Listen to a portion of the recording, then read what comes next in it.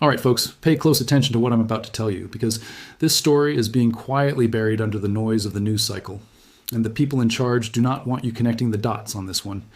The largest bank in the United States, a company that has called New York City home for over 2 centuries, has been steadily and methodically moving thousands of its employees out of New York and planting them in Florida. Not all at once, not in one dramatic announcement. Quietly, deliberately, over months and years. And now we have a New York governor who is finally admitting out loud, in her own words, that her state is in trouble, that the tax base is being eroded, that Wall Street is looking at Florida and Texas because of the tax rates, that the people who fund everything in New York are voting with their feet. I'm Inspector James, and this is the story that every American who cares about where this economy is heading needs to understand completely. Let's start with the numbers, because the numbers do not lie. JPMorgan Chase is the largest bank in the United States of America. It holds over $4 trillion in assets. It employs more than 300,000 people worldwide. And for most of its 227-year history, the gravitational center of that institution has been Manhattan, specifically the island of New York, where the bank and its predecessors helped finance American railroads, bailed out the U.S. government during the Panic of 1907, and quite literally kept New York City from going bankrupt in the 1970s. This is a bank that is so deeply woven into the fabric of New York that separating the two felt, until recently, like trying to pull apart two things that were never meant to come apart. And yet, that is exactly what is happening right now. And the man at the top of JPMorgan, CEO Jamie Dimon, is not hiding it anymore. In his annual shareholder letter released in April 2026, Jamie Dimon wrote something that should have been front-page news in every major publication in this country. He stated directly that JPMorgan has already shrunk its New York headcount by 20%, from 30,000 employees a decade ago down to 24,000 today. 20% gone. Despite the fact that JPMorgan just opened a brand new, gleaming global headquarters on Park Avenue in Manhattan, a tower that was supposed to be a monument to the bank's commitment to the city, Dimon is telling you in black and white that the workforce supporting that building has been quietly hollowed out by 1 in 5 people over 10 years.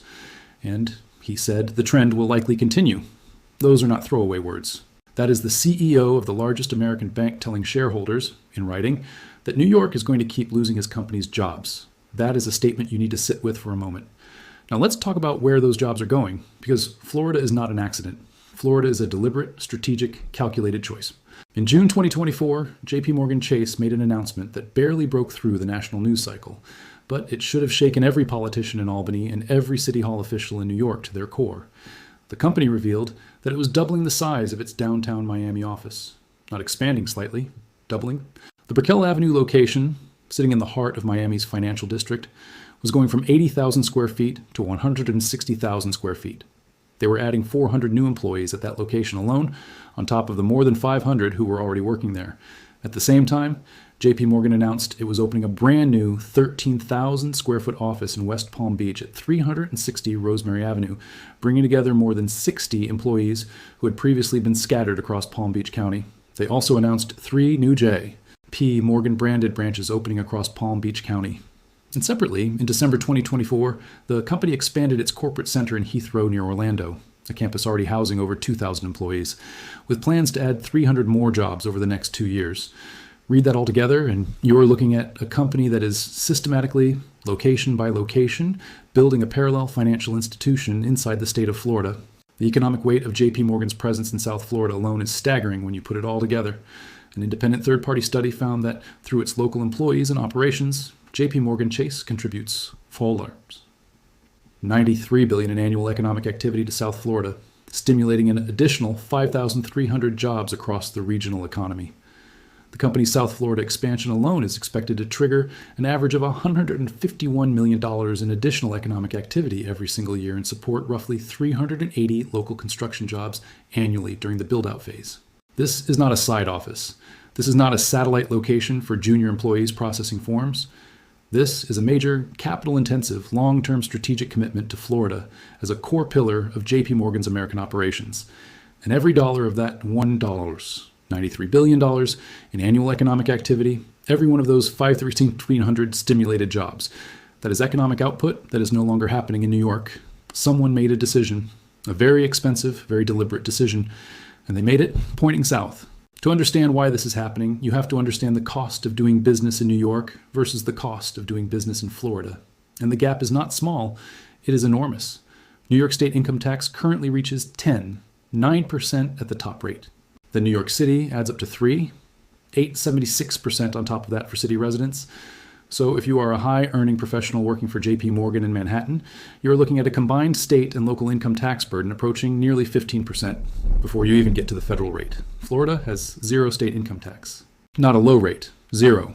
The math for an employee making $300,000 a year is straightforward and brutal for New York. Moving to Florida puts somewhere between $30,000 and $40,000 back in that person's pocket every single year. Over a decade, that is $300,000 to $400,000 in additional take-home pay for the same job. When Jamie Dimon jokes, and he has actually joked about this publicly, that he sometimes wonders why JPMorgan doesn't just move everything to Miami, he is making a financial joke that contains an extremely serious point. The numbers make sense. The numbers have always made sense, and increasingly the numbers are winning. The corporate tax picture tells the same story. New York has some of the highest corporate and income tax rates in the entire country. The top earners and corporations in New York City face marginal rates that can exceed 14% when you stack city and state taxes together. Florida corporations pay no state income tax at all. Texas has no corporate or personal income tax either. When you are operating at the scale of JPMorgan Chase, running payrolls for tens of thousands of employees, managing billions in operational costs annually, even marginal differences in tax rates translate to billions of dollars over time. Shifting a few thousand employees from New York to Florida is not just a savings on those individual salaries. It unlocks a cascade of downstream cost reductions in real estate, in compliance expenses, and the overall cost per employee. The math is so compelling that it takes an active, sustained, deliberate effort to resist it. And New York has been banking on that resistance for decades, but the resistance is cracking. This is where Jamie Dimon's warning becomes truly alarming for anyone who understands New York's fiscal structure. In his shareholder letter, Dimon wrote, "No city or company or country has a divine right to success." He wrote, "People like to make this a moral or loyalty issue, but it is not." He drew a direct, chilling comparison to the 1970s, pointing out that nearly half of the 125 Fortune 500 companies based in New York City left during that era, and that the price of doing business in New York City accounted for most of those departures. What happened after those companies left in the 1970s is not ancient history for people who study urban economics. New York City's tax base collapsed. The city ran out of money. It came within days of defaulting on its debt in 1975. The federal government initially refused to bail it out. The famous Daily News headline read, "Ford to City, drop dead." It took years of painful austerity, layoffs of city workers, and an emergency financial control board to pull the city back from the brink. Dimon is explicitly invoking that history. He is saying, this has happened before, and New York should not assume it cannot happen again. Now let's talk about New York Governor Kathy Hochul, because this is the part of the story that the title promises you. And the reality of her situation is even more unsettling than the headline suggests. At a Politico event, Hochul said something remarkable for a sitting governor. She said, and these are her actual words, "We are in competition with other states who have less of a tax burden on their corporations and on their individuals. Remote work changed everything.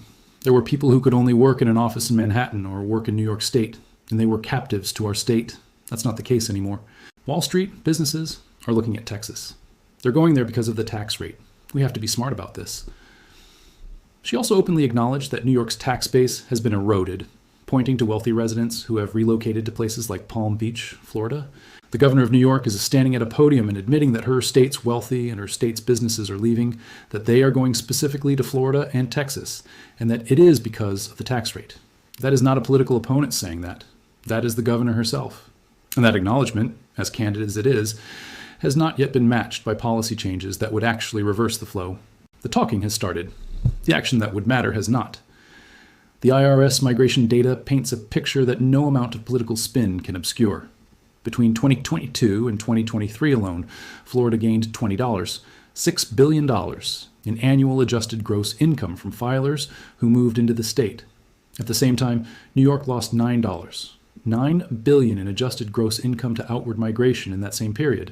That is nearly $10 billion per year in income that New York used to collect taxes on, gone. And that is just 1 year's snapshot from a trend that has been running continuously for years.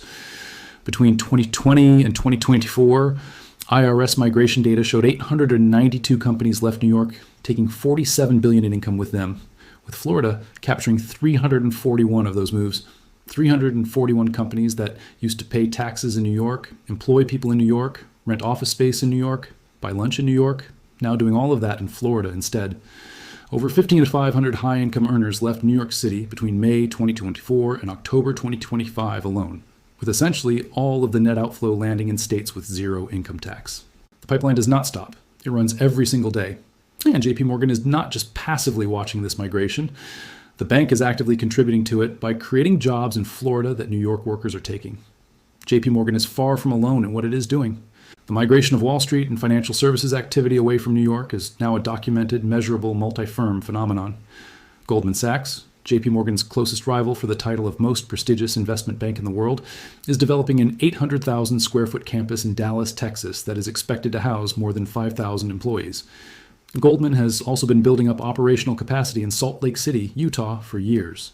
Wells Fargo opened a new 850,000 square foot campus in Texas in 2025 and has been shifting wealth management functions toward Florida. Apollo Global Management, one of the largest alternative asset managers on the planet, was actively exploring a second U.S. headquarters in either Texas or South Florida in early 2026. Deutsche Bank expanded its Jacksonville, Florida operations years ago. AllianceBernstein moved its corporate headquarters to Nashville, Tennessee. Dallas Mayor Eric Johnson has been so aggressive in courting New York financial firms that he predicted what he called an avalanche of finance companies, abandoning New York if city and state taxes continue to rise. Florida officials are reporting surges in inquiries and business filings from New York entities. This is not one company making a quirky strategic choice. This is an industry-wide repositioning, playing out in slow motion across dozens of institutions simultaneously. And critically, this is the data point that should keep every New York official awake at night. JPMorgan Chase now employs more people in its Dallas, Texas operation than it does in New York City. Think about that for a moment and let it sink in fully. The largest bank in the United States, headquartered in New York for 227 years, now has more employees working in Texas than in the city it calls home. Diamond confirmed this in his 2026 shareholder letter and said the trend will likely continue. When the CEO of your most iconic financial institution is telling the world that his bank employs more people in Texas than in New York, and that the trend is going to keep moving in that direction, you have moved well past the stage of isolated anecdotes. You have arrived at structural, directional, multi-decade change. Now I want to explain why this shift, which looks on the surface like a financial and corporate story, actually matters for ordinary Americans who never work in banking and don't own a single share of JPMorgan stock. It matters because of what financial industry employment does for a city's and state's fiscal health. New York City's budget, the money that pays for schools, subway maintenance, police, fire services, hospitals, parks, is enormously dependent on tax revenue from high-earning financial services employees. When a JPMorgan analyst who earns $200,000 a year moves from Manhattan to Miami, New York City loses roughly $7,700 in city income tax annually from that one person. Multiply that across thousands of employees over years, and you are talking about hundreds of millions of dollars in annual tax revenue quietly draining out of the city's budget. The services that everyone who lives in New York depends on, regardless of whether they work in finance, get squeezed when that revenue base shrinks. The subway gets less maintenance funding. School budgets face harder choices. Public safety resources get stretched. The people who never thought the migration of JPMorgan employees to Miami had anything to do with their lives find out eventually that it has everything to do with their lives. The real estate market tells the same story from a different angle. Manhattan office space, which generates enormous property tax revenue for the city, becomes less valuable when major tenants like JPMorgan are shrinking their New York footprints. San Francisco's office vacancy rate ballooned to over 30% when tech companies started pulling back from that city. New York is not there yet. Recent data shows office vacancies in Manhattan actually declining slightly, partly because AI companies have been aggressively leasing space in the first quarter of 2026. But the underlying trend in financial services employment is moving in the wrong direction for New York, and financial services has historically been the bedrock anchor tenant of Manhattan commercial real estate. When the anchor weakens, the entire ecosystem around it eventually feels the pressure. Let's talk about what Florida is actually doing right, because this is not just a story about New York failing. It is equally a story about Florida succeeding, and understanding why Florida is winning matters for understanding whether this trend is reversible. Florida Governor Ron DeSantis and the broader Florida government apparatus have spent years aggressively positioning the state as a business destination. Now, they have done it through the most obvious mechanism: no state income tax, no corporate income tax, but also through regulatory posture, permitting speed and active recruitment. Palm Beach County and the broader South Florida region have positioned themselves explicitly as Wall Street South, running targeted campaigns to attract financial firms and the high-earning professionals who work for them. When JPMorgan doubles its Miami office, Florida officials do not treat it as a coincidence or a gift. They treat it as the result of sustained effort, and they redouble that effort to attract the next company. The feedback loop works in Florida's favor.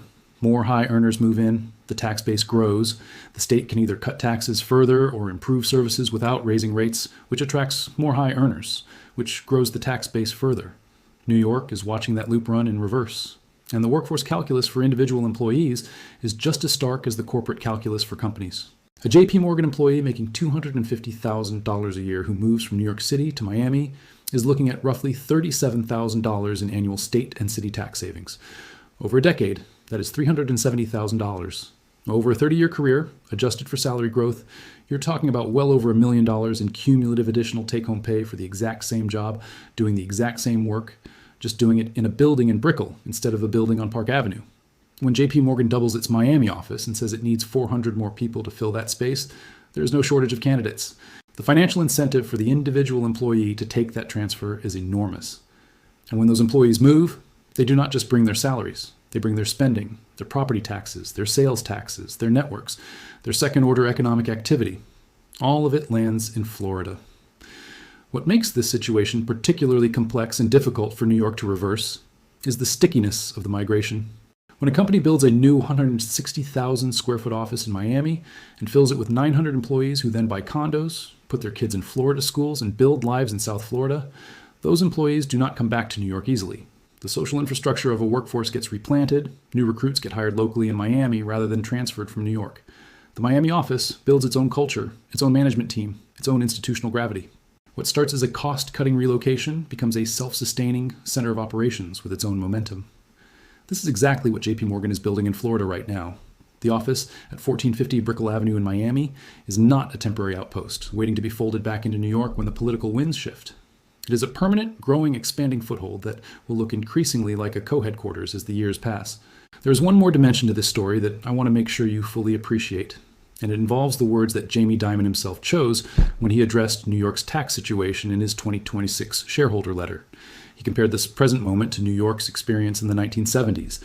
He noted that when corporations left New York en masse during that era, the price of doing business in New York City accounted for most of the departures. He noted that the resulting collapse of the tax base contributed directly to the city's fiscal crisis and near bankruptcy. And he did not write those words as a curious historical observation. He wrote them as a warning. As a man whose bank bailed out New York City during that 1970s crisis, JPMorgan's predecessor institution was directly involved in the emergency financing that kept the city alive. Dimon is writing from institutional memory. He knows what happens when the companies leave. He watched his own bank help clean up the aftermath last time. And he is telling New York in as plain a language as a CEO can use without causing a market panic. The conditions that produced that crisis are reassembling themselves. And this time, there may not be a JPMorgan with enough New York loyalty left to come riding to the rescue. Governor Hochul and the policymakers around her face a genuine dilemma that has no easy answer. The services that make New York City worth living in, the transit systems, the schools, the cultural institutions, the safety infrastructure, require enormous amounts of money to maintain. That money comes overwhelmingly from taxing a relatively small number of very high earners and very large companies. When those high earners leave and those companies reduce their footprints, the state faces a choice: cut services, raise taxes on those who remain, borrow more money, or find new sources of revenue. Each of those options carries its own risks. Cutting services accelerates the outflow because people leave cities when the quality of life deteriorates. Raising taxes on those who remain accelerates the outflow even faster because those people have the most to gain from leaving. Borrowing creates long-term fiscal pressure that eventually becomes unsustainable. Finding new revenue sources, whether from new industries like AI or from new taxes on existing businesses, takes time that the compounding migration trend may not be willing to grant. Hochul is right that the problem is real. She is right that remote work changed the fundamental calculus by removing the old geographic captivity that kept high earners tethered to New York. But acknowledging the problem and solving it are two very different things, and the solutions available to her are all harder than the words she used at that Politico event.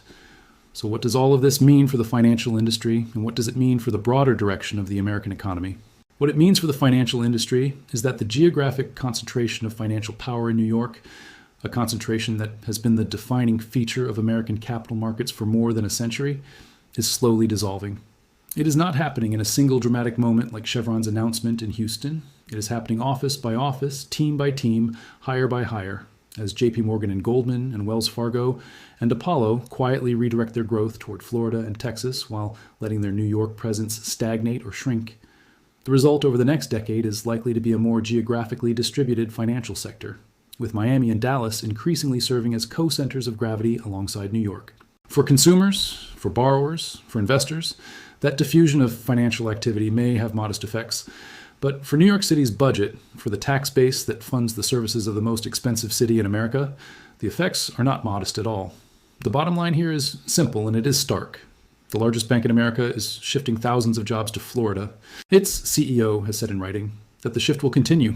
The governor of New York has acknowledged out loud that her state's tax burden is driving corporations and wealthy individuals to Florida and Texas. IRS data shows nearly $10 billion a year in adjusted gross income is leaving New York, while Florida gains $20 billion. Goldman Sachs is building in Dallas. Wells Fargo is building in Texas. JPMorgan has more workers in Texas now than in New York City. And none of this is happening because Florida suddenly became more exciting than Manhattan. It is happening because when you give people and companies a financial incentive powerful enough, and $37,000 a year in personal tax savings for a $250,000 earner is a very powerful incentive. They will eventually take it, especially when remote and hybrid work has removed the old geographic necessity that used to keep them anchored to the high-cost city. The question for New York is not whether this is happening. The governor has already admitted it is. The question is whether New York can find a policy response that changes the math before the erosion reaches the point of no return. And based on everything we are watching right now, that question does not yet have a reassuring answer. I'm Inspector James. Stay informed, stay prepared, and I'll see you in the next one. If this video gave you a clearer picture of what is actually happening to American financial geography, hit that subscribe button and turn on notifications, because this is a story that is going to keep developing, and you need to be ahead of it before everyone else catches up.